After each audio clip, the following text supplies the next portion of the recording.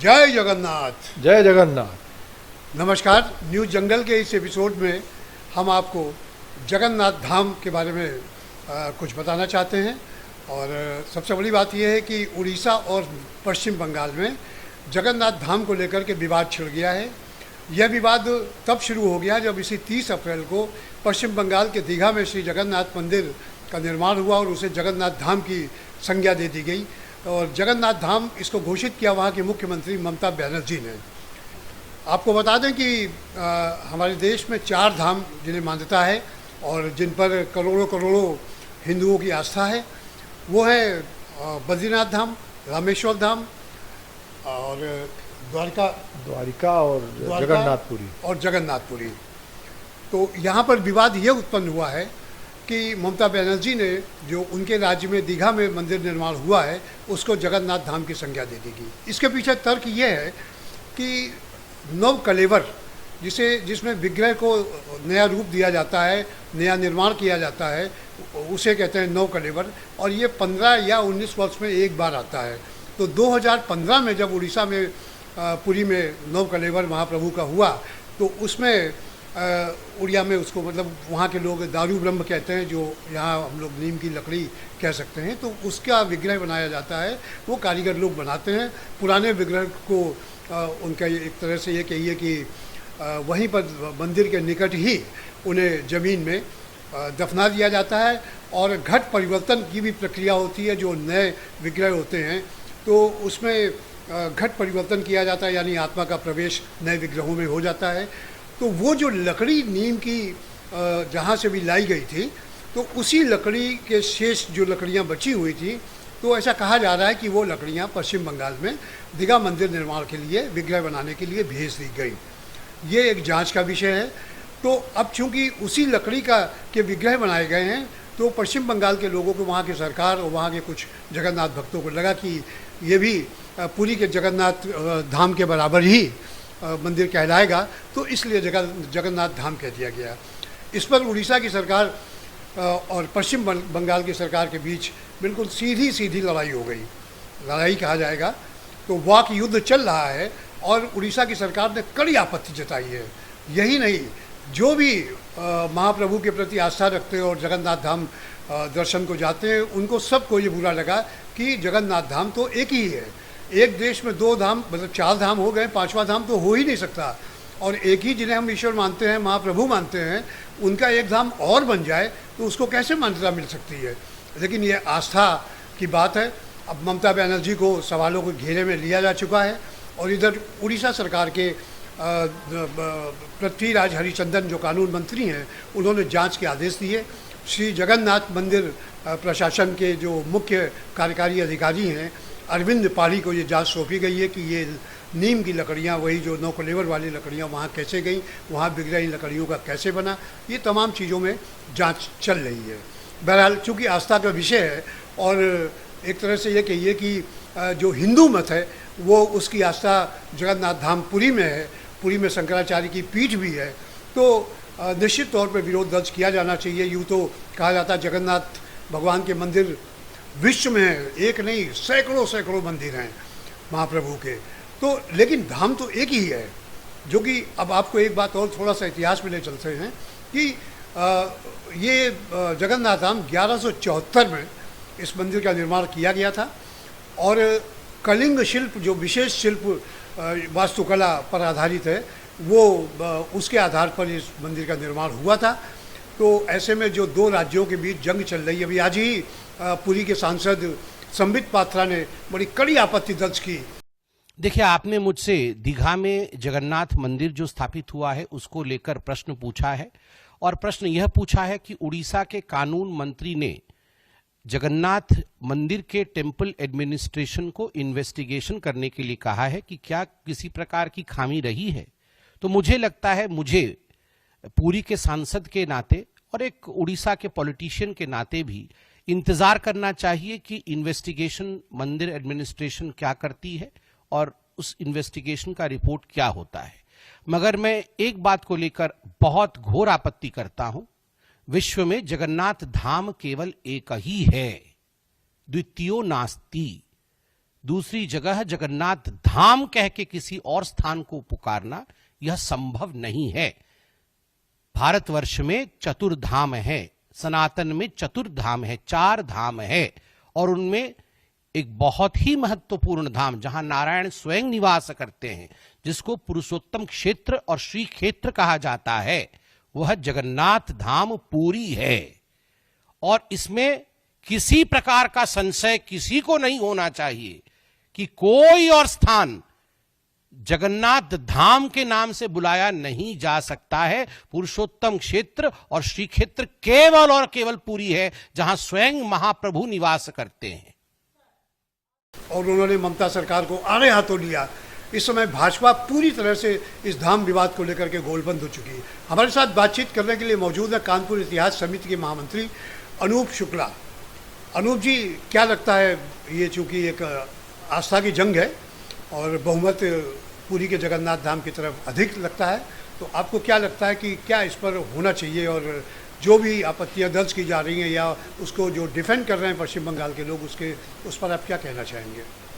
महेश जी, कोई भी धाम जो पूर्व में आस्था के साथ बने हैं, जो चारों धाम, उनमें कोई नया धाम तो संयोजित हो ही नहीं सकता। वो कि कोई नया मंदिर निर्मित हो और उसे जगन्नाथ धाम की संज्ञा हो। भाई, अभी आपने बताया, और हम लोग सभी धर्म आस्था के लोग जानते भी हैं कि पूर्व में जगन्नाथ महाप्रभु का पीठ है और जगन्नाथपुरी, और पश्चिम में भगवान श्री कृष्ण का द्वारिकापुरी, और उत्तर में क्या नाम बद्रीश पीठ है, और दक्षिण में रामेश्वरम। इसी प्रकार आद्य जगतगुरु शंकराचार्य ने भी उसी ढंग से किया। उन्होंने पूर्वामनाय पीठ जो बनाया वो गोवर्धन मठ के रूप में, जो पुरी पीठाधीश्वर हैं विराजमान स्वामी विशलान जी, और पश्चिम में उन्होंने द्वारिका पीठ की संज्ञा दी, और उत्तर में उन्होंने ज्योतिष पीठ, और दक्षिण में श्रृंगेरी मठ, श्रृंगेरी पीठ। तो शंकराचार्य के मठों का और उसी ढंग से चारों धामों की परिकल्पना है। तो चारों धामों की जो परिकल्पना है, उनमें कोई भी धाम अब तक ऐसा कोई प्रयोग करने का साहस नहीं किया कि कोई उसी प्रतीक या उसी ढंग का मंदिर बना करके उसे संज्ञापित करे। मंदिर बहुत सारे बनते, विष्णु के भी बने हैं, शैव बने हैं और शाक्त भी बने, लेकिन उनमें किसी को किसी मंदिर का प्रतीकात्मक और उसको उस नाम से और उसके एक समकक्ष ही उद्बोधन करने का कोई शासन नहीं। तो ये इसे आस्था का भी खिलवाड़ कहा जा सकता है। हमारी धार्मिक जगन्नाथ महाप्रभु का काष्ठ विग्रह परिवर्धन होता है, जो अभी आपने प्रक्रिया भी बताई, चूंकि आप उड़ीसा में रहे तो आपने नज़दीक से देखा नूतन कलेवर की। तो नूतन कलेवर की विधा में एक तो हमारा महाप्रभु का वो विग्रह और मंदिर का बेहद महत्वपूर्ण यूँ होता है कि जो पीठ जो चली आ रही पारंपरिक पीठ है, और यदि आज उसमें परिवर्धन करके एक नवनिर्मित पीठ को हम जगन्नाथ मंदिर, तो हम जो सामान्य रूप से अब तक पारंपरिक रूप से जगन्नाथ मंदिर, अनूप जी, जगन्नाथ धाम की संज्ञा दी गई। विवाद यहाँ पर है, मंदिर पे विवाद नहीं है। हाँ, मंदिर नहीं, तो जगन्नाथ धाम, चूंकि जो जगन्नाथपुरी में जगन्नाथ धाम की ही संज्ञा से हम लोग जाते हैं, जो चारों धामों की परिकल्पना के रूप पश्चिम बंगाल में बनाया गया दीघा में, लेकिन वो जगन्नाथ धाम, उसको भी यदि कहा जा रहा है तो हमारी परिकल्पना में फिर ये प्रश्न आएगा कि हम कौन से जगन्नाथ धाम गए। हर बार ये प्रश्न उभरेगा कौन से जगन्नाथ धाम गए, जबकि हमारे लिए जगन्नाथपुरी ही जगन्नाथ धाम जो पहले से पारंपरिक रूप से चला आ रहा है, ये वही स्वीकारोक्ति है। जब हमारा अन्य होगे तो हमें खुद में ही अपने आप में प्रश्न उभरने लगेंगे कि हम कहाँ गए थे, कौन सही पीठ है, कौन प्रधान पीठ है। थोड़े दिनों बाद हमारे बाद ये होगा कि प्रधान पीठ कौन सी है। हो सकता है प्रधान पीठ उसे माना जाने लगे और जगन्नाथपुरी वाली पीठ, उड़ीसा वाली पीठ को द्वितीयक मान लिया जाए। तो ये भी आगे चल के प्रश्न हो सकता है, क्योंकि नई पीढ़ी को गूगल और इन सब के सर्च इंजनों पर भरोसा कर रही है, तो वो इतनी पुस्तकों पर तो ध्यान न देगी। वो ये नहीं देखेगी कि कलिंगा कालखंड का ये बना हुआ निर्मित 10वीं 11वीं शताब्दी का वो मंदिर है, उसका आर्ट क्या है, मूर्ति की परिकल्पना क्या है, नूतन कलेवर क्या होता है। इन विधानों को छोड़ करके वो तो जगन्नाथ धाम इस उड़ीसा में जा रही है, बंगाल में जा रहे हैं। कलिंग वास्तु के आधार पर जगन्नाथ मंदिर देश दुनिया में कहीं भी बने, उस पर कोई आपत्ति नहीं। वो जी, आपत्ति यह है कि जो नव कलेवर के लिए जो नीम के पेड़ की लकड़ी का प्रयोग किया जाता है, नए विग्रह बनते हैं, और जो 2015 में उड़ीसा में नो कलेवर हुआ था, जो नीम की लकड़ी लाई गई थी, बताते हैं कि उसी का अवशेष, जो उसी के कुछ शेष लकड़ियाँ थी वो वहाँ भेजी गई, जिस पर वो विग्रह बने और उसी आधार पर जगन्नाथ धाम की संज्ञा दी गई। अनूप जी, 1 मिनट मैं आपका और लूँगा एक बात बताने के लिए कि इस्कॉन का नाम सबने सुना है। इस्कॉन टेम्पल ने बिल्कुल पुरी में हूबहू जगन्नाथ टेम्पल की इमिटेशन कह लीजिए, पूरे उसी अनुकृति कह लीजिए प्रतीक मंदिर। तो वो मंदिर बनाने के लिए उन्होंने भुवनेश्वर पुरी विकास प्राधिकरण से नक्शा पास करा लिया। तो ये बात जब मैं शंकराचार्य जी का एक इंटरव्यू के सिलसिले में गोवर्धन पीठ गया वहीं पुरी पर, तो ये जब मुझे मालूम चली तो ये मैंने अनायास उनसे प्रश्न पूछ लिया। तो उन्होंने कहा ये हो ही नहीं सकता, इसका मैं विरोध करता हूँ कि पुरी धाम में जगन्नाथ मंदिर के समानांतर कोई उसी आकृति का, उसी तरह का कोई और मंदिर बने, ये उचित नहीं होगा। तो तब मैं उन दिनों एक नेशनल मैगजीन इंडिया टुडे के लिए काम करता था, तो ये स्टोरी मैंने वहाँ की इस पर, और जब ये स्टोरी छपी तो वो नक्शा रिजेक्ट कर दिया गया था लोगों की आस्था, क्योंकि एक प्रतिक्रिया लोगों में आ गई थी। आज इस जगन्नाथ धाम जो दीघा में पश्चिम बंगाल में घोषित किया गया है 30 अप्रैल को, उसको लेकर के उड़ीसा में बड़ी तीखी प्रतिक्रिया, न केवल उड़ीसा बल्कि जिनकी आस्था, हर वो हिंदू जिसकी आस्था भगवान जगन्नाथ महाप्रभु पे वो आक्रोशित है। तो मेरा मतलब ये प्रश्न ये है कि जो ये हो रहा है ये क्यों हो रहा है? क्या ममता बनर्जी नहीं जानती? वो खुद भगवान जगन्नाथ की भक्त हैं, और मुझे याद है 3-3 दिन वहाँ रुकती थी। और नवीन पटनायक जब मुख्यमंत्री थे तो उन्होंने 7 एकड़ ज़मीन ममता बनर्जी की गवर्नमेंट को इसलिए दी कि वो यहाँ पर कोई गेस्ट हाउस बनाना चाहे। पश्चिम बंगाल के बहुत लोग आते हैं, तो चैतन्य महाप्रभु भी वहाँ से ही यहाँ आए थे। तो ऐसे में उन्होंने ये ज़मीन दी, और वो पता नहीं उसका निर्माण हुआ कि नहीं हुआ, ये मुझे मालूम नहीं है। तो इतना सब होने के बाद भी एक राज्य के मुख्यमंत्री ये विवाद उत्पन्न कर दे, ये कहाँ तक न्यायोचित लगता है आस्था के लिहाज से? ये कतई उचित नहीं है उसे घोषित करना। देखिए, प्रतीकात्मक मंदिर या प्रति अनुकृति के मंदिर भी बनाना कोई उचित नहीं होता। उससे जो मंदिर प्राधान्य होता है, देव प्राधान्य मंदिर होते हैं, जिन प्रतिमाओं से समाज जानता है उस मंदिर को, तो उस आस्था से भी श्रद्धा के साथ खिलवाड़ इसे कह सकते हैं। भाई, आप देखिए जगन्नाथ मंदिर, जैसे अभी आपने जो किस्सा इस्कॉन का बताया, ये भी अनुचित है, और शंकराचार्य जी ने विरोध किया, उन्होंने बिल्कुल सही किया। देखिए, विरोध इसलिए कि प्रति अनुकृति भी आप उसी जगह उसी के आसपास नहीं कर सकते। हम लोग चित्रों को या उसी ढंग के उस आकृति के, देखिए कोई प्रधान प्रतिमा से एक तो उसकी प्रतिपूर्ति नहीं हो सकती। हम उन प्रतीकों को अपने घरों में, अपने सामान्य मंदिरों में पूजते हैं, वो बिल्कुल सही है, ये हमारी आस्था। लेकिन उसके नाम से वो धाम घोषित करना, और वो भी सरकारी तौर पर घोषित करना, ये अनुचित है। चूंकि धामों की परिकल्पना जो खास करके पर्यटकीय अवधारणा और श्रद्धा और अन्य सबसे ये आगे चल के प्रश्न चिन्ह भरेंगे कि कौन से जगन्नाथ धाम प्रमुख है, कौन सा प्रधान है, कहाँ का सही है गलत है, ये निर्णय करने में उसको प्रश्न उभरने लगेंगे, और उससे हमारा श्रद्धा पर भी आक्षेप होगा कि हम कौन सा, हम उसमें गए, वो उचित नहीं था, हमें तो वहाँ जाना था, हमें प्रधान मालूम ही नहीं था कि कौन वो मुख्य मंदिर है। इस चर्चा को हम थोड़ा सा लाइट मूड में ले जाना चाहेंगे कि मुझे बहुत अच्छी तरह याद है कि रसगुल्ला को लेकर के एक विवाद ममता बनर्जी ने उत्पन्न कर दिया था, उसके जीआई टैग को लेकर के, कि रसगुल्ला सबसे पहले कहाँ, पश्चिम बंगाल में बना या उड़ीसा में। तो एक प्रकरण ये भी आता है कि भगवान जगन्नाथ ने लक्ष्मी माता को खुश करने के लिए उन्हें रसगुल्ला खिलाया था। रथ यात्रा के दौरान जो कथा है उसमें ये बात आती है। तो ये भी आधार बना, और रसगुल्ला उड़ीसा का ही है, इसको लेकर के उड़ीसा सरकार ने जीआई टैग के लिए बाकायदे, चेन्नई में इसका दफ्तर है, तो उसमें दावेदारी फाइल की थी, और ममता बनर्जी ने भी की थी, उन्होंने पहले घोषित कर दिया। तो अल्टीमेटली ये हुआ कि ये निर्णय जो था ये उड़ीसा के पक्ष में गया। उसकी मुख्य वजह थी पुरी के जगन्नाथ टेम्पल और महाप्रभु जगन्नाथ द्वारा माता लक्ष्मी को रसगुल्ला खिलाना, उन्हें संतुष्ट करने, खुश रखने के लिए रसगुल्ला खिलाने का जो ये लोक कथा है, वो भी उसका एक आधार बना। तो ममता बनर्जी तो पता नहीं क्या बनी बनाई चीज़ों को अपने राज्य में शामिल करने के लिए वो चर्चित है, और थोड़ा उन्हें भाजपा के लोगों का आरोप है कि वो अपनी जिद पे अड़ जाती हैं तो फिर अड़ ही जाती हैं। जबकि पश्चिम बंगाल में जो भारतीय जनता पार्टी के बड़े नेता हैं, सुकांतो बाबू हैं, दिलीप घोष हैं, इन लोगों ने भी वहाँ के भी हिंदू लोग इस बात का विरोध कर रहे हैं। अब ये देखिए टकराव पश्चिम बंगाल और उड़ीसा के बीच इसको लेकर के चल रहा है। आखिरकार क्या फैसला पश्चिम बंगाल की सरकार जो जगन्नाथ धाम घोषित किया है, क्या इसको वापस लेती है या नहीं लेती है, तो वक्त बताएगा। लेकिन फिलहाल महाप्रभु जगन्नाथ धाम को लेकर के दोनों राज्यों के बीच में कटाजुज जारी है। नमस्कार। जय जगन्नाथ। जय जगन्नाथ। जय जगन्नाथ। जय जगन्नाथ। जय जगन्नाथ। आप केमती अछंती आज्ञा? महेश जी मु ठीक अच्छी, आई एम फाइन। ଟିକେ କଥାବାର୍ତ୍ତା ହେଇପାରିବି? हाँ जी जी। हाँ, गोटे विवाद चलुची West Bengal versus Orissa. Yes. Digha Jagannath मंदिर धाम डिक्लेयर करी दियो तो ममता हाँ, बनर्जी।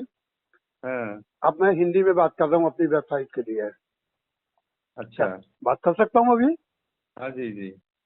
पश्चिम बंगाल के दीघा में एक और जगन्नाथ मंदिर का निर्माण किया गया जिसे ममता बनर्जी ने जगन्नाथ धाम की संज्ञा दी है। और ये कहा जाता है कि इसमें वही नीम की लकड़ी का प्रयोग किया गया जो 9 कलेवर में 1915 में पुरी जगन्नाथ धाम में मंदिर का वो विग्रह का निर्माण किया गया था। आप इस विवाद को उड़ीसा और पश्चिम बंगाल के बीच जो ये विवाद चल रहा है जगन्नाथ धाम को लेकर के, आप उसको किस नजर से देखते हैं और आपकी क्या टिप्पणी है? देखिए वो जो जगन्नाथ धाम एक ही है पुरी।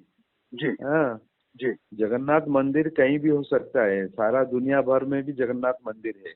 महाप्रभु के मंदिर करके वो आप उसको पूजा कर सकते हैं। ये सबका अधिकार है, सब कर सकते हैं, ये आस्था का सबका आस्था है। लेकिन दूसरा पूरी नहीं हो सकता। एक पूरी है, एक जगन्नाथ धाम है जहाँ महाप्रभु का है, दूसरा नहीं हो सकता। और दूसरा जो ऐसा करेगा वो जाके दंड अपराध कर रहे हैं। तो वो एक तो ममता बनर्जी जो सोच रही हैं कि दीघा में ये सब करेंगे, ये ठीक नहीं है। और दूसरा है हमारा कुछ सेवायत लोग, अगर ये अभी तो लॉ मिनिस्टर उनको इंक्वायरी करने के लिए दिया है। अगर कुछ नीम का जो लकड़ी जो दारू ब्रह्म के लिए होता है, अगर वो दिया है, कुछ सेवायत ने उनको दिया है विदाउट द कंसेंट ऑफ जो टेम्पल एडमिनिस्ट्रेशन, वो तो इंक्वायरी होने के बाद जो दोषी होगा वो दंड मिलेगा उनको। तो ये इंक्वायरी किसको श्री जगन्नाथ टेम्पल एडमिनिस्ट्रेशन के मुख्य अधिकारी अरविंद पारी को दी गई है या किसी और को? हाँ इनको दिया गया है, temple administration. Temple administration, okay. क्योंकि सारा कुछ जो टेम्पल एडमिनिस्ट्रेशन के अंदर आता है ना, और जगन्नाथ मंदिर का सारा कुछ गवर्नड बाय टेम्पल एडमिनिस्ट्रेशन। तो ये दारू ब्रह्म यहाँ से कैसे गया इसकी जांच करेंगे वो? पूरा जांच करेंगे, पूरा जांच होगा। तो मैं कह रहा हूँ कि लॉ सरकार भी उसको संवेदनशीलता के हिसाब से लेना चाहिए, त्वरित कुछ होना। क्योंकि यहाँ बहुत सारा जो जगन्नाथ जो प्रेमी है, खासकर उड़ीसा के, जब सरकार ने उड़िया अस्मिता के होके नारा देके वो सरकार आया है, तो यहाँ जगन्नाथ हमारा उड़िया अस्मिता है। उड़िया अस्मिता है। मनोज जी वहाँ क्या माहौल है ममता बनर्जी के ये दीघा जगन्नाथ मंदिर को धाम? हाँ यहाँ बहुत नाराज है लोग ममता बनर्जी का जो इनिशिएशन पर बहुत नाराज है। लेकिन मनोज जी आपको याद होगा कि ममता बनर्जी खुद आती थी, 2-2 दिन रुकती थी जब वो मुख्यमंत्री थी तब भी। और जगन्नाथ भगवान की वो खुद बहुत बड़ी भक्त हैं। उसके बाद भी आपको लगता है कि इस तरह का फैसला लेकर के उन्होंने कोई बड़ा बचकानी हरकत की है? ये देखिए नवीन पटनायक जब चीफ मिनिस्टर थे जी, तभी ममता बनर्जी वेस्ट बंगाल गवर्नमेंट को वो 7 एकड़ जमीन दिया है पुरी में। किसने? नवीन पटनायक ने दिया था। किसको? ममता बनर्जी को, वेस्ट बंगाल को, गवर्नमेंट। किस लिए? वहाँ पे वेस्ट बंगाल का जो कुछ जाति निवास हो, जो कुछ करना है वो कर सकते हैं। अच्छा। जमीन दिया है पुरी में, वो जो कुछ आपको करना है पुरी में वो कर सकते हैं। क्योंकि बहुत सारा धर्म संस्था को दिया है, इनको भी दिया है, गवर्नमेंट को भी दिया है। आप देखिए ये मैं मंदिर के खिलाफ नहीं हूँ, जगन्नाथ आस्था का है तो आप जगन्नाथ जी का रखते, लेकिन आप जो डेयर कर रहे हैं कि मैं उसको जगन्नाथ धाम करूंगा पूरी, मैंने उसको सारा बंगाल का जो बंगाली टूरिस्ट जो लोग हैं वहाँ पे रहेंगे पूरी नहीं, ये संभव नहीं है। वो तो जरूर पूरी आएंगे, लेकिन ये ममता बनर्जी का ईगो है, ये बहुत अहंकार है। ये जगन्नाथ प्रभु किसी का अहंकार को वो रखते नहीं है, अहंकार नाश करते हैं। वो मैं समझता हूँ कि ये उनका अहंकार का पतन होगा।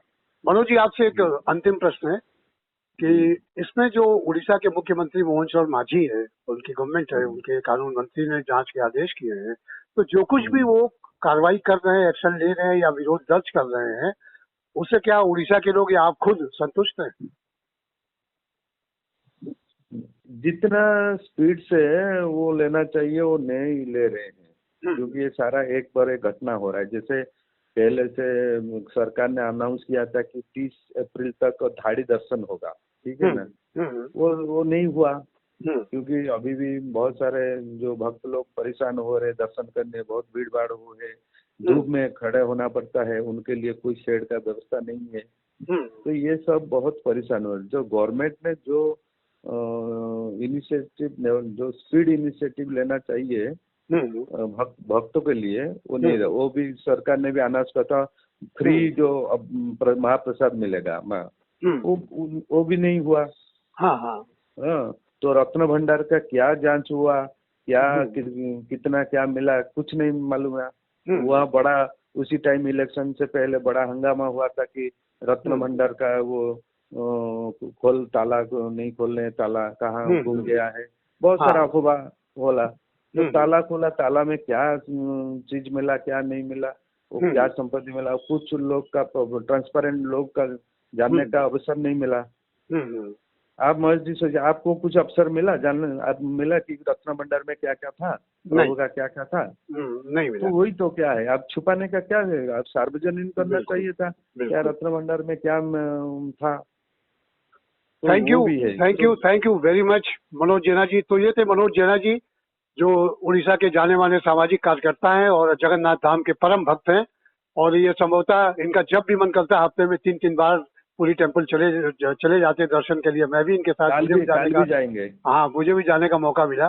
धन्यवाद मनोज जी, बहुत बहुत धन्यवाद। जी जी जी, जय प्रणाम।